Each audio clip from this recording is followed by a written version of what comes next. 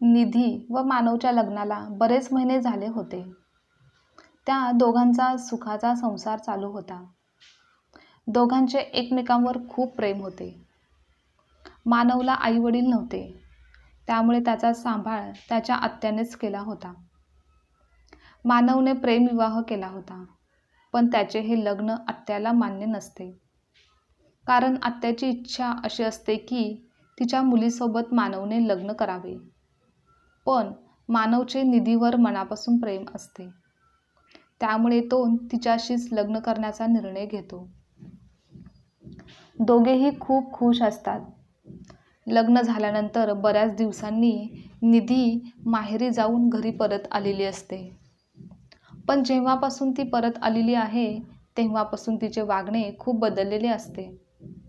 तिचे लक्षच मानवकडे नसायचे. पूर्वी मानवच्या सर्व काही हातात मिळायचे. अंघोळीला जाताना अंघोळीचे कपडे, बाथरूममध्ये गरम पाणी, बाथरूममध्ये बाहेर आल्यानंतर ऑफिसचे कपडे, घड्याळ, रुमाल, बेल्ट सर्व काही अगदी रेडी असायचं. त्यानंतर नाश्ता, मग टिफिन बॅग सर्व वेळेवर मिळायचं. संध्याकाळी मानव घरी आला की मस्त चहा व सोबतच छान सुंदर गप्पा असं सर्व काही छान चालू होतं. पण हल्ली काय झालं आहे हे मानवला माहिती नव्हतं. निधी अशी का वागत आहे? काही विचारण्यासाठी गेलं तर उलट उत्तर देते. कोणती वस्तू आणून दे बोललं तर तुला तुझे घेता येत नाही का? प्रत्येक वेळी मीच का तुला सर्व हातात द्यायचं का? समोरच तर असतात ना वस्तू. अशी उत्तरे आता सर्रास ऐकायला मिळायची. नेमकं काय झालं आहे? निधी अलीकडे अशी का वागायला लागली आहे हेच मानवला कळत नव्हतं. तो निधीला काही याबाबत विचारण्यासाठी गेला तर निधी सरळ बोलायची देखील नाही. आजही तेच झालं होतं. यापूर्वी रोज ऑफिसला जाण्यापूर्वीच टिफिन भरलेला असायचा, पण आज टिफिन रिकामाच होता. ते पाहून मानव निधीला आवाज देतो, अगं निधी, माझा टिफिन पॅक कर. तेव्हा निधी हॉलमध्येच बसून बोलते, मी फोनवर बोलत आहे, तू स्वतःच करून घे. निधीचे ते असे उत्तर ऐकून मानवला आश्चर्यच वाटते. तो विचार करतच टिफिन पॅक करतो आणि मग ऑफिसला निघून जातो. पण त्याचे मन काही कामात लागत नाही. त्याला जुने दिवस आठवतात. निधी त्याची किती काळजी घ्यायची, त्याला काय हवं नको ते पाहायची. पण अलीकडचे तिचे वागणे फारच बदलत चाललेले होते. ती अशी का वागत असेल? मागील आठवड्यात आत्या आली होती, ती तर काही बोलली नसेल ना?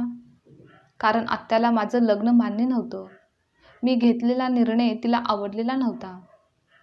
माझं काही चुकलं असेल का? का तिला दुसरं कोणी आवडत असेल? छे, असं काहीही कदापि नसेल. किती प्रेम करते ती माझ्यावर. माझ्याशिवाय ती कोणाचाही विचार करूच शकत नाही. पण तिला काय झालं आहे हेच कळायला काही मार्ग लागत नाही. बरं, ती स्वतःहून काही सांगत नाही. असे अनेक प्रश्न मानवच्या मनात सतत सतावत असतात.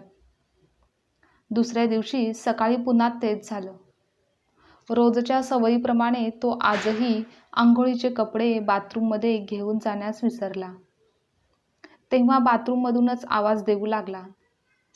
निधी रागातच रूममध्ये आली. मानव, तुला किती वेळा सांगितलं आहे, स्वतःची कामे स्वतः करत जा. आज देते तुला कपडे, पण उद्यापासून स्वतःच घ्यायची. मानव विचार करू लागला.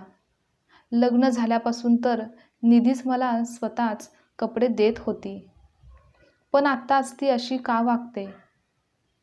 बरं ठीक आहे, तिची इच्छा असेल की मी स्वतःची कामे स्वतः करावी तर तसंच होईल.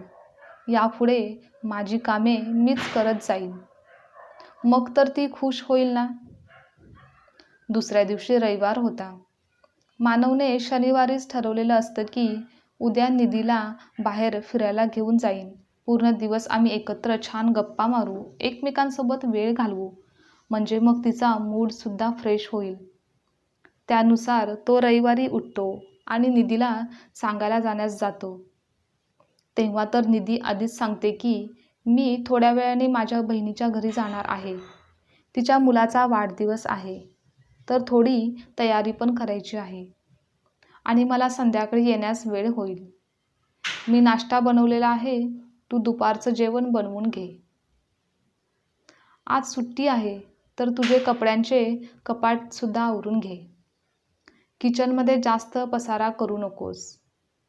जेवण झाल्यावर किचन ओटा स्वच्छ धुवून घे. हे सर्व निधी मानवला थोड्या रुक्ष शब्दातच सांगत होती. मानव फक्त ऐकत होता. निधी आज बाहेर जाणार आहे व आपण ठरवलेला प्लॅन रद्द होणार म्हणून मानव नाराज झाला होता. आठवड्यातून एकच तर दिवस मिळतो मला, तर नवऱ्यासोबत एकत्र घालवावा, पण नाही. आणि मग काही वेळाने निधी घराबाहेर पडली. मानव आंघोळ करतो, स्वतःचे आवरतो व नाश्ता करून घेतो. नंतर कपड्यांचे कपाट आवरतो, दुपारचे जेवण बनवून ठेवतो व आराम करतो. पण त्याचे मन मात्र कशातच लागत नाही. त्याला एकच प्रश्न सतत सतावत असतो की निधी अशी का वागत आहे? तिचे काही बिनसले आहे का? तिला कंटाळा आला असेल का? तिला एकटं वाटत असेल का? पण 2 वर्ष बाळ नको असा निर्णय आम्ही दोघांनीच तर मिळून घेतला आहे. मग कोणत्या गोष्टीचे दडपण तिच्यावर असेल? या विचारात तो हरवून जातो. मानव व निधीचे एकमेकांवर खूप प्रेम असते. मानवच्या मनात निधीविषयी खूप आदर असतो. तिने आपल्या सोबत हसत खेळत संसार करावा अशी त्याची मनापासून इच्छा असते. काही वेळाने पुन्हा एकदा मानव किचनमध्ये जातो. निधीसाठी काहीतरी स्पेशल बनवू, जेणेकरून निधीला बरं वाटेल. इतक्यात निधी येते. मानवची किचनमध्ये चाललेली धडपड, पदार्थ बनवण्यासाठी चाललेले त्याचे प्रयत्न, सर्व काही पाहून निधीलाही मनातून वाईट वाटत असतं. पण मानवने स्वावलंबी व्हावं, आपल्यावर अवलंबून राहू नये, यासाठी ती हे सर्व करत असते. रात्री ते एकत्र जेवण करतात. पण स्वयंपाक चांगला झाला आहे की नाही याबाबत ती काहीच बोलत नाही. तांत्रिक पद्धतीने जेवण करत असते. दुसऱ्या दिवशी ऑफिसला जाताना निधी मानवला बोलते की तुझी आत्याची मुलगी खूप चांगली आहे ना? तुझ्या आत्याची सुद्धा हीच इच्छा होती की तू त्यांच्या मुलीसोबत लग्न करावं. त्यावर मानव बोलतो, गप्प बस, काहीही बोलू नकोस. माझं लग्न आता तुझ्यासोबत झालं आहे. आपलं एकमेकांवर प्रेम आहे. मग ही आत्याची मुलगी मधूनच कोठे आली? तू काहीही विचार करू नकोस. चल, मला ऑफिसला जाण्यास वेळ होत आहे. आपण नंतर बोलू. आणि माझे फक्त तुझ्यावरच प्रेम आहे आणि ते कायमच राहील. असं बोलत मानवने निधीच्या कपाळावर चुंबन देऊन तो ऑफिसला निघाला. निधी विचार करू लागली, याचीच तर काळजी वाटते. माझ्याशिवाय तू कसा राहशील? तुला एकटं राहण्याची सवय करायला हवी. तुला स्वावलंबी व्हावं लागेल. असं बोलत निधी रडू लागते. आता मानव ही बऱ्यापैकी स्वावलंबी झालेला असतो. स्वतःची व घरची कामे करण्याची सवय त्याला झालेली असते. काही दिवसांनी मानव ऑफिसला गेलेले असताना निधी एका बॅगेत आपली काही कपडे भरते व आज मानवला सांगावं लागेल की आपण उद्या मुंबईला जात आहोत. पण मानवशी बोलण्याची हिंमतच तिची होत नाही. कसं आणि काय सांगू त्याला हेच तिला कळत नाही. संध्याकाळी मानव घरी येतो. निधी दोघांसाठी चहा ठेवते. चहा ते घेतात. निधी स्वयंपाक बनवायला सुरुवात करते. विचार करते जेवताना विषय काढू, पण जेवतानाही तिचे बोलण्याचे धाडस होत नाही. सर्व आवरून ती झोपायला जातात. पण अस्वस्थ मनाने निधीला काही झोप लागत नाही. तिची अस्वस्थता मानवला लक्षात येते. तो निधीला विचारतो की काय झालं आहे? तुला बरं वाटत नाही आहे का? निधी बोलते, नाही, मला तुझ्याशी काहीतरी बोलायचं आहे. उद्या मी मुंबईला जाण्यासाठी निघणार आहे. सकाळी भाऊ येईल, त्याच्यासोबतच जाईन. कारण माझ्या बालपणीच्या मैत्रिणीचं लग्न आहे. हे सर्व मला उशिराने समजलं. पण सर्व मैत्रिणी येणार आहेत, तर मलाही जावं लागेल. मानव बोलतो, बरं इतकंच ना, जा तू जाऊन ये. पण कधीपर्यंत परत येणार आहेस? मला माहिती नाही किती दिवस लागतील. जास्तच दिवस लागतील बहुतेक. ठीक आहे, तू राहा निवांत. तेवढाच तुझा मूड फ्रेश होईल. पण रोज न चुकता फोन करायला विसरू नकोस. झोप आता, सकाळी लवकर उठायचं आहे ना. निधी मानवचा हात हातात घेते आणि झोपी जाते. सकाळी दरवाजाच्या बेलने मानवला जाग येते. तो दरवाजा उघडतो तर निधीचा भाऊ येतो. तो विचारतो, ताई कुठे आहे? निधी आत्ताच उठली आहे. तू जाऊन भेटून ये.